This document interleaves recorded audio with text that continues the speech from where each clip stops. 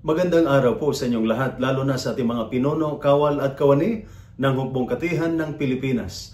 Ako po si Father Dion, ang Post-Catholic Chaplain ng Headquarters and Headquarters Support Group of the Philippine Army. At ito po ang salita ng Diyos, ang ating gabay. Ngayon po ay Saturday, June 28, 2025 at ginugunita po natin ang kapistahan ng kalinis-linisang puso ni Maria. At sa ating ebanghelyo ngayong araw, inaalala natin ang pagkabalisa ni Maria at Jose nang mawala si Jesus. Ngunit nang siya'y natagpuan sa templo, hindi man nila lubos na maunawaan ang kanyang sagot.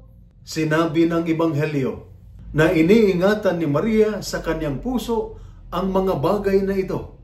Ipinakita nito ang lalim ng kalinis-linisang puso ni Maria.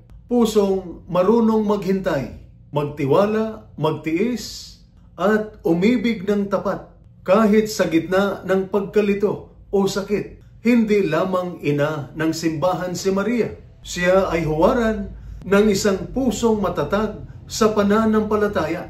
Para sa mga sundalo na malayo sa pamilya, madalas mapuno ng tungkulin at pagsubok, paalala sa atin ang puso ni Maria na ang tunay na lakas ay nagmumula sa pusong may pananalig sa Diyos, pusong marunong umunawa, at pusong hindi sumusuko sa pagmamahal.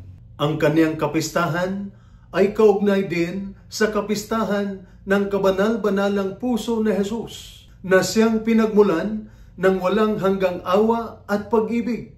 Magkasama ang kanilang mga puso ang nagsisilbing ilaw at lakas para sa bawat pamilyang Kristiyano, maging sa gitna ng giyera, layo o pangamba. Naway ang bawat pamilya, lalo na sa Hukbong Katihan, ay magsumikap mamuhay ayon sa halimbawa ng puso ni Maria. Mapagpakumbaba, matiyaga, may malasakit at laging bukas sa kalooban ng Diyos. Ito po ang salita ng Diyos, ang ating gabay. Manalangin tayo. Kalinis-linis ang puso ni Maria, turuan mo kaming magtiwala gaya ng iyong pagtitiwala, umibig gaya ng iyong pagmamahal, at maglingkod gaya ng iyong paglilingkod. Ipanalangin mo kami upang mabasbasan ang aming pamilya ng kapayapaan, pagtitiis at pagkakaisa, upang sa oras ng pagkawalay, manatili kaming malapit sa isa't isa. Sa oras ng pagsubok, madaman namin ang presensya ng iyong anak.